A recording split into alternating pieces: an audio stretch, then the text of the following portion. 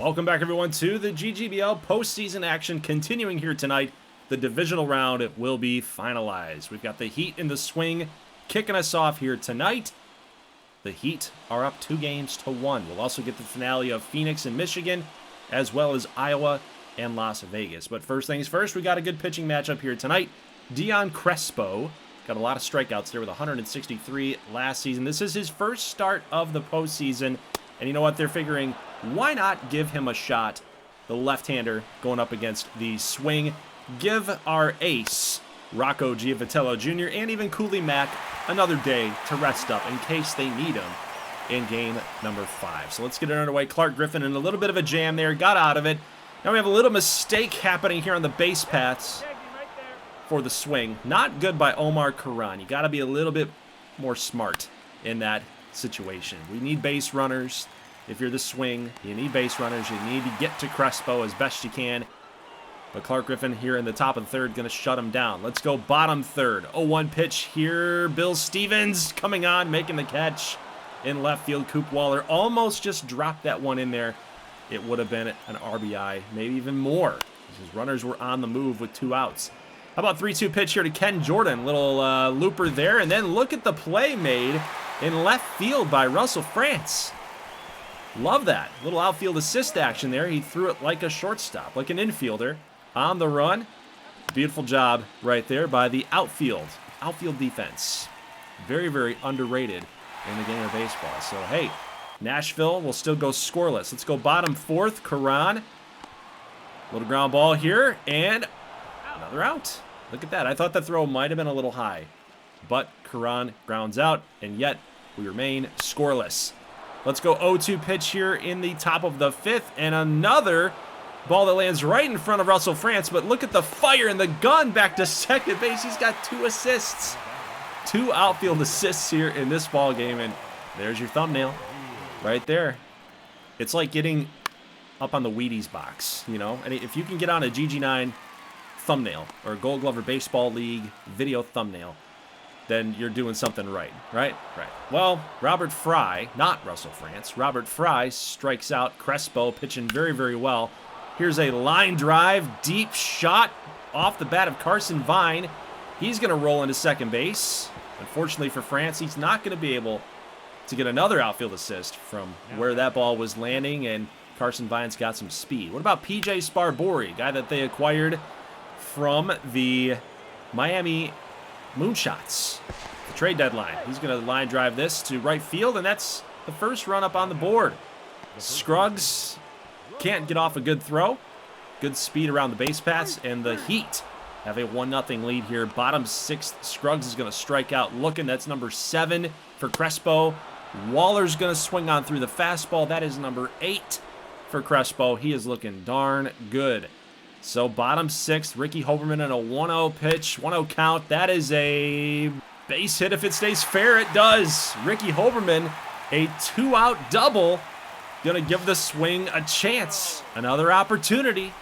Here we go. Let's see if they can get to Crespo. He has not been solved quite yet. Deep drive to right field off the bat of Parveen Mira. It's getting some carry in the wind, but what a great play out there in right field to just hang with it. Great play by Monzo, and Crespo loves it. And why wouldn't he? Because we're going to go here to the top of the 7th.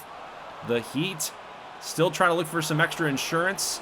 The swing are running out of outs, and they got to be able to shut these guys down right here, right now, in order to keep their dream alive, that they can keep this series going. Clark Griffin, after that base hit, he's going to part ways here to Geraldo Cairo. Actually posted some pretty darn good numbers. Going to get a strikeout here on Bill Stevens. For the Heat, this is really important because the swing, they do have some power hitters, guys that can knock it out of the ballpark. So you definitely want to capitalize on runs when you can get them, but they're not going to be able to cash in here. It's still a 1-0 game, and Crespo is still out there. He's trying to go 7. He's already got the quality start in the bag, but he's still trying his best to shut these swing down. They don't want to turn it to the bullpen quite yet. It's an interesting strategy, but they'll get France to line out. They got Patrick Willie here, line drive, and Monzo is there yet again. He's been playing some clutch defense out there in the outfield, making the right reads right off the bat. So 2 outs, and then Owen McCallum's up, but no, another base running mistake by Omar Curran. Ouch. So Crespo gets through 7 thanks to the mistakes by the swing. And speaking of mistakes, Scruggs is trying to make a play that he probably should have just let it drop. This is a huge relay because they're sending the runner home. He looks dead to rights, but no! The tag is late. Parveen Mira can't get the tag down, but what a mistake out there in right field by Scruggs. You can see just how close that play was. Nashville gets the insurance. Still nobody down here. A man at second base. They're going to get another run to come home. It is 3-0 Heat. An RBI single off the bat of PJ Sparbori. It is 3-0. And they will turn to Christian Foss, who's had 1 game this postseason. Bottom of the 8th, Owen McCallum. He's going to draw a walk. Maybe that'll start a rally. Here's Robert Fry. Deep shot. Left center field. Does it got enough? Yes, sir. 2-run home run for the swing. They're not out of this. They're not dead yet. Christian Foss gives up the 2-run bomb. And we'll see. We'll see if the swing have it within them. Scruggs going to strike out. He knew it too. Ricky Hoberman, he's already got a double here in this ball game. What's he going to come up with here? Let's see. 1-1 pitch, and that is going to not fall in. DEG's got too much speed in center field. Great job reading it off the bat. Great play. And now we got the bottom of the 9th. Kenji Yamazaki coming on 46 saves and 53 opportunities. He's basically been lights out. Here we go. 4-5-6 coming up here for the swing. Mira's going to strike out looking. 3-2 count here to Curran. Ground ball. Ken Jordan makes the throw to first. Little sketchy, but able to make the throw. Russell France. Ground ball to Vine. Last out. There it is. The Heat have advanced to the NLCS to take on the Richmond Good Boys. And unfortunately for the swing, this is their best season in quite a long, long time. But somebody had to be the victor. Somebody had to prevail in this series.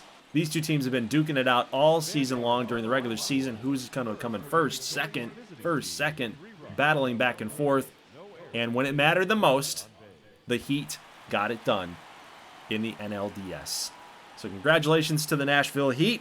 Got a good series coming up between the Good Boys and the Heat. I'm going to be really excited to see that. We got a lot of custom players in the mix in that one. It's going to be a good one. A lot of good pitching and good bullpen. It's going to be a fun one. Unfortunately, I really would have liked to see the swing because of the Ricky Hoberman thing, but, you know, oh well. Maybe there's a time and a place for it next season. All right, let's get into this one. We've got a really good pitching matchup here with Bellamy Bloodworth and Rico Ramos Jr. Of course, Phoenix being up 2-1. Michigan's just trying to hang on here, trying to keep this series alive. They need a big game from their big game pitcher. Oh, Mario Mazza. I don't know about how the real-life Rico Ramos is feeling about that one. That is both of his players going up against each other here. Mario Mazza with a 445-foot bomb off of his own pitcher, Rico Ramos Jr. How about a 1-1 count here to Michael Ruth? This guy is insane. He's so clutch. He constantly comes through in the postseason, it seems like. Pay this man. Give him a big-time contract. So we're all tied up now, 1 apiece. And in the bottom of the 4th, Kevin Stoitz. You can't miss to this guy.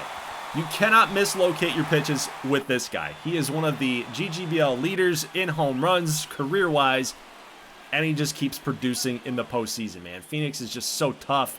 3-1 pitch here to Baldrick Raynell. He has been so hot in the postseason. Another bomb. 101 from Rico Ramos Jr., but the exit velo was slower. Go figure that. And then, of course, you've got Raynell's antics after the fact. Yeah, I'm going to just fall into you. Oh, my God. So both teams been punching each other in the mouth, man. Back and forth we go. Ipman's going to strike out here. Very clutch pitch by Rico Ramos Jr. Runners on the corners, 2-strike count. He's going to get Ipman to swing on through it. Bellamy Bloodworth's day is done. Let's turn it over now to Wade Russell, the left-hander. He's actually been pretty good this season. An 0-2 count to Kevin Stoitz. He goes opposite field off the circle change. 2 home runs for Kevin Stoitz. 3 in the postseason in total. Wade Russell wishes that he had that pitch back. I mean, you know, honestly, in reality, that was actually a pretty decent pitch. It's just Kevin Stoitz is just that good. So now on a 1-1 count here to Hannibal Lobo. He's going to go solo. Gonzo. Solo shot for Hannibal Lobo. Second of the postseason. Wade Russell now giving up 2 home runs in his outing, giving Phoenix the 4-2 lead. And again, in this situation, you need your big-time players to come through. And then Baldrick Raynell, he's got another one off Ramos Jr. That's 2 in the game, and there it is, yet again, the antics from Baldrick Raynell. He's been on a heater, man. An absolute torrid pace this postseason. It's been home run after home run after home run for that guy. So they'll make a pitching change here. Kevin Davidson comes on in, and first pitch hacking is Brian Puckett. He's going to get on with a base hit. That'll be ruled a hit. Off the glove, line drive off the glove of Kevin Stoitz, and then the throw down, Chucky Storm with the big guns. You just don't run on Chuck Storm. You just can't do it. Not a lot of success on that guy. Michigan took a chance. They paid for it. But Phoenix gets out of that inning. We're going to turn it here to Thomas Fox now. In the bottom of the 7th, we've got Colton Cannon, a deep drive to right center field, and oh no, it's going to go over the wall. That should be a ground rule double, but Puckett says, nah, I got this one. Nobody can see him. No, he throws it over the wall, and then what do we have? Of course, in the Burnside Dome, it's always a factor. It's an inside the park home run. And as unfortunate as that is, guys, you know that if I saw this live, I probably would have restarted the game. But I didn't see it live, so therefore it stays. And then, of course, Angelo Ruth comes through and hits a solo shot as well. It is now 6-3, and I get it. If there's any Michigan fans out there, you definitely feel like you're getting screwed a little bit. I don't blame you because of a glitch, but I have to show it in the highlights. Ipman does come through here with a solo shot himself. Manager says, that's just one. We need a couple more. So Ipman pulls it within 2. Here's Omar Nova. Base hit down the line. That one's no glitch right there, unfortunately, for Michigan. That would have been a really good thing for them to have a little glitch happen on their side. But it's 6-4. Navoa there with a double. And now it's Baldrick Raynell time right here. 0-1 count, 2 for 2 with 2 bombs. Against another left-hander, Damian Smoove. He goes opposite field. That's a base hit into the gap, and no, that one's not going to go through. But at least it's 6-5. Raynell's 3 for 3 with a couple RBIs, right? He's having himself a really, really great game here. Top of the 9th inning. That was a clutch knock. So now it's up to Douglas Welburn to shut this thing down. Michigan is relying on Brian Puckett right here. Can he get it done? Full count pitch. Welburn got him. Strike 3. Inside 99. Very tough pitch to get to. How about a 2-2 here to Todd Galvin? He's 0 for tonight. He swings on through it. Welburn gets it done. He shuts it down. Michigan, yet again, with an insane-o roster, they lose in the divisional round. They just can't get past it. They can't get past it. I don't know what they need. They went out, they got Baldrick Raynell, they got some really, really good young pitching and a really stacked bullpen. I don't know, man. I don't know what they need. Just Phoenix is kind of in their way on the AL side of things. So let's turn our attention now to Vegas and Iowa. And I think you might be able to do a little spoiler alert here, guys. We have about 5 minutes left in the video. So if you skip ahead, you'll learn who finished it off. But maybe I tease you guys. Maybe it's actually a series tie and I see you tomorrow for game number 5 between these two squads. I'm not going to tell you. You have to sit here and wait. You watch the whole thing, okay? All right, deal.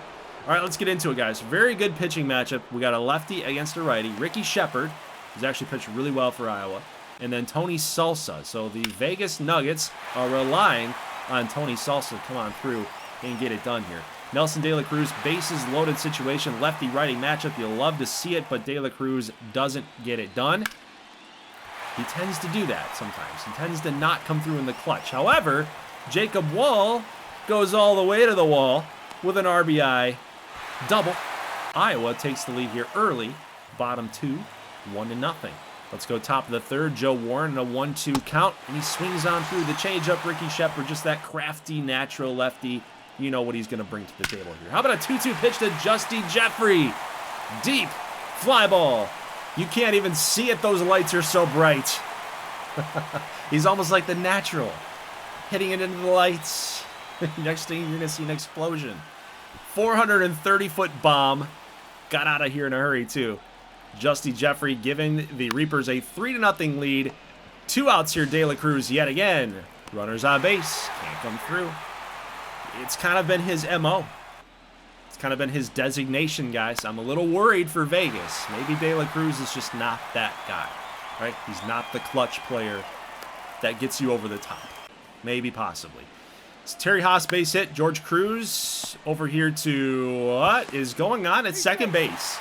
I think, dude, they've got Smudge Murphy, the catcher, playing second base for some reason. I mean, he should be able to understand the game of baseball here. Throw it to second base. You got a double play ball right there, potentially. Luckily, though, Jeffrey does pop up. It's an infield fly, so he'll be done. And next batter up is Angel Hernandez. He comes through in the clutch quite often. How about this time? No dice. So they get the job done. It's still 3-0. Top 5. Dugan grounds out there. Shepard getting through 5. He qualifies for the win if they take him out right now. So let's turn it over to the bottom half. We got Micah Huerta. Did not pitch in the regular season. He hasn't even pitched in the playoffs. And he's got to go get Terry Haas with 2 outs. He actually got the 2 outs. He needed 1 more out.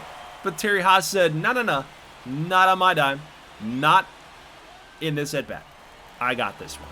4-0 game. Crosley Cats here in the top of the 9th, guys. We're going to skip ahead. We got a ground ball here to short, over to second, and this game is over. This series is over. Vegas could not get anything moving in the rest of that game. Iowa's going to take care of it. A little anticlimactic. I mean, I don't know what you guys want me to do. They had nobody on base. They couldn't get anything moving there in those latter innings there. The 7th, the 8th, and they couldn't do anything. So, like, Vegas, I want to be mean and say that they didn't show up. They just didn't. They won 1 game.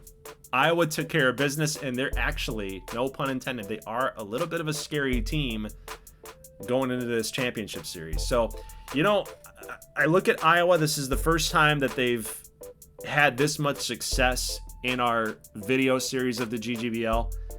Ever since season 1. Season 1, they were really good. They had a really good record. They had a really good lineup. But ever since then, they've been trying to find their way back to this point. So they have a chance to do something here against Phoenix that would maybe silence a lot of the doubters that really have doubted them the last, 6 seasons. So they've got a chance to kind of shift the narrative for them, for their organization, for their franchise. And of course, for Phoenix, they've got a chance to do something that we haven't seen other than one team that did it last year, which was Washington, is get back to the Gold Series on the AL side. So, of course, Washington made it in season 1 to face off against Richmond. Washington ended up winning that. Phoenix did it in season 5 to face Richmond. They also beat them. And then, of course, in season 6, Washington gets back. Richmond wins. So maybe, just maybe, in season 7, Phoenix gets back there to the Gold Series for a second time in this video series.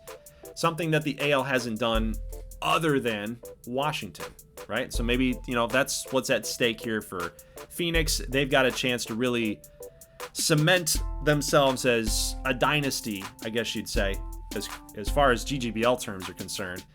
Richmond, of course, is that. You can't make it 6 straight times to the Gold Series. Lose 5 of them. Win 1. We'll see if they can pull that off. Get back there again for the 7th straight time, which would be insane, against Nashville. Nashville, they've got a lot of things moving for them, man. They've got clutch hitting. They got some really established players like Ken Jordan, PJ Sparbori. Of course, you got Rolando Villalobos. He's been there for years, the first baseman, right? Carson Vine has really kind of come into his own, too. Bill Stevens, very underrated outfielder. So they've got pieces. They've got players. They got a decent bullpen. Their pitching's pretty darn good, too. They might give Richmond a challenge. I don't really know. It's a toss-up. It really, truly is a toss-up. I think Richmond's going to have their hands full. But dude, it's hard not to take Richmond. If you're going with the trends, you know, if you're going with history, you should probably take Richmond to get there, because no matter how many times I try to kill them off, guys, this is just kind of me not playing the commissioner role here. No matter how many times I try to kill them off, like, I'm not trying to purposefully do it, but I'm trying to find ways, storylines, and things like, you know, Holberman retiring, not coming back to Richmond, he goes somewhere else, and, you know, Chris Addison gets traded, and he's traded for a guy like Matt Justice, who has proven, at least in Wisconsin, never to come through in clutch moments. He comes through in clutch moments here for Richmond. So I don't know what it is. They're the boogeyman of the series. I can't kill them for whatever reason. You know, I try to do things that are not malicious. I don't ever want to do that for any team, even the team that I'm running. But I try to make an unbiased decision on, like, players that we want to move and trade for and acquire and do all that, you know, trying to do those things for Richmond, but it just seems to kind of always backfire. So it's weird. I don't know. Maybe it's like I should do what I don't want to do, and then maybe the reverse will happen. I don't know. These are just kind of my thoughts on a Saturday night. So guys, that's it. Leave a like if you like this thing. I'll see you next weekend for Championship Series Game 1s. And then, of course, we'll simulate Game 2s. We'll simulate Game 3s if we have to break the tie. Same format as we've always done. And then we'll get into a lot of deep diving of gameplay. You know, I might even actually try to change it up, too. I might end up simulating Game 4s as well. If it's, you know, as long as it's not a 3-0 series. As long as it's not a 3-0 series, I won't sim it. We got to play that. It's an elimination game. Got to play it. That's the rule. But if it's like 2-1, I might just simulate that one too. And then if you get a 2-2 tie, you got to break the tie with another sim. So then that way, we can actually speed this up a little bit. We could get into a Game 6 as another way to get to gameplay. Just depends on how it all works out. I haven't really made up my mind yet. Let's just see how Game 1s go, and we'll see kind of how fast and how quickly we're moving through some things. So again, guys, talk to you in the comment section below and in Discord. Anxious to hear your thoughts on how you think the series played out, what your thoughts are and predictions for the championship series. Who's going to win it? Who's going to get to the Gold Series? Does Richmond make it back, or does the Nashville Heat finally knock them off? Does Phoenix get back for the second time in this video series, or does Iowa finally get their boogeyman off their back and they get to a Gold Series for the first time in this video series? So again, guys, leave a like if you like this, and I'll see you next weekend. As always, thank you so much for watching, and peace.